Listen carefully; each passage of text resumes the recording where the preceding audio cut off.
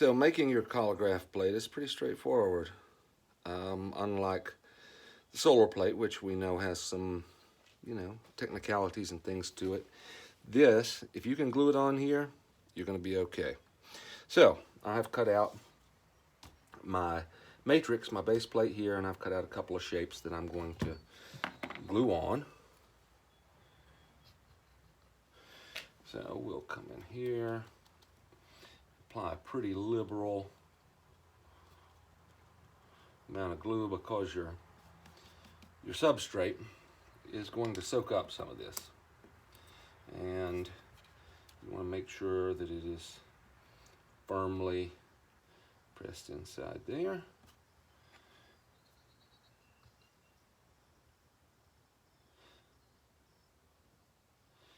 Put some on there. Don't worry about, excess. We're gonna deal with that here in just a little bit. We'll press that in.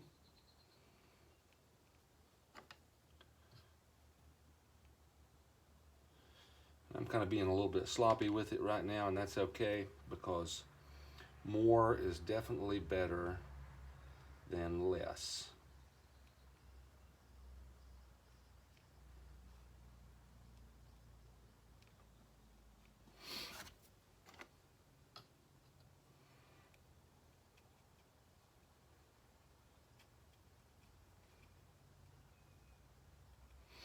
Don't worry about getting it on the parts of the plate that don't have imagery.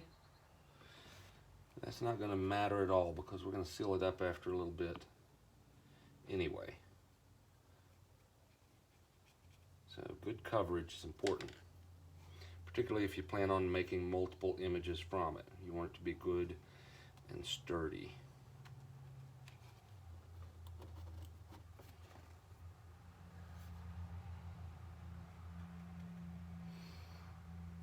You may or may not be able to see it, but this is drying into that paper very rapidly.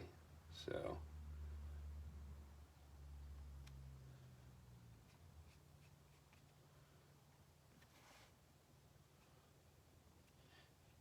it's going to want to lift up and bend. You have to keep coming around as this dries, pressing it down so that it will stay where it's supposed to be. And then what we're going to do once this, our image area, our objects are in there and they are firm, we're going to come back through and we're going to put a light layer over everything. That's why I said it doesn't really matter if you're kind of sloppy with this, because you're going to want to seal the entire surface of the plate, both from water and from ink. So I can go back over the areas where I was and I can kind of smooth that out. Get rid of that excess and make sure the entire surface of the plate is covered and sealed. What we want to do is encapsulate this.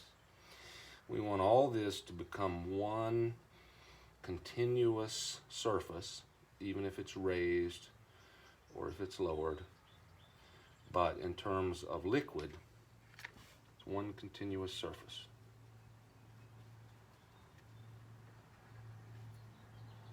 Move around on you, just adjust it back there. Sometimes you have to let this get a little bit tacky to keep it from moving around, so you let it dry a little bit and then you can press it down again. Let's let that get tacky for just a second and talk about thickness. How thick can you go? Well, I'm going to give you as a general rule about 3/8 of an inch. And I pulled up a couple of pieces of our corrugated cardboard because it's 1/8 of an inch each to give you a sense of what 3/8 of an inch is, particularly if you don't happen to have a tape measure. So that's 3/8. You can see it's pushing just a smidge over 3/8. And that's about the max you want to go. When you get thicker than that, it becomes a real problem to print and to be able to get down into the low areas. The high areas are always going to print. And this is the first technique that we've used that is additive as opposed to subtractive. Everything we've done before has been subtractive. We start with a matrix, a plate of some type. And then typically we go down into it, and in the wood cuts and the linoleum cuts, we printed the high parts. And in the dry point etchings and solar plate etchings, we printed the low parts. So, we were removing something and printing either what remained or what was removed. In this case, we're building it up, so we're adding things. And the high parts are always going to be the ones that want to print. It's the low parts which, again, hold the ink in this case. It is similar to dry point and to the solar plate in that sense. If we get it too low, in other words, if the high parts are too high, then we're going to have a hard time pressing the paper in to get the ink. So this would be an absolute maximum. And frankly, the lower that you can keep it within reason, I mean, you don't want it perfectly flat, we'll get no print. But somewhere around 1/4 inch is just about optimal, and 3/8 is pretty much a maximum, both hand printing and using the press. So, let's come back down here. Now, the water-based media is going to make your matrix want to bend, right? Because it's wet on one side and dry on the other, and you've got, contraction on one side and the other staying the same, and so it's going to want to bend. So sometimes you may have to come back around for, the next 30 minutes or something and be able to press that down and watch it as it dries so that it gets to the point you want. Now, if it dries and it's a little bowed, that's not a big deal.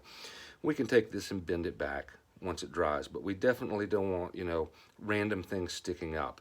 And we don't want voids underneath these, because those are going to hold ink in, an unpredictable way, and it'll squeeze out, and then we'll get something we don't want. Now, I'm not going to make you watch this dry. You can understand, what you need to do to come back and press this down until it gets where it needs to be. But I will make one note. The brush strokes with your medium or your glue will, in fact, potentially print, because they're going to dry, at different levels. So be cognizant of that as you go through. And if you want to, have distinct brush strokes that echo some of the shapes or something like that, then make sure that you account for that. And do your brush strokes in a fashion that, if they print, which they probably will, that it will support the idea of your image and not conflict with it.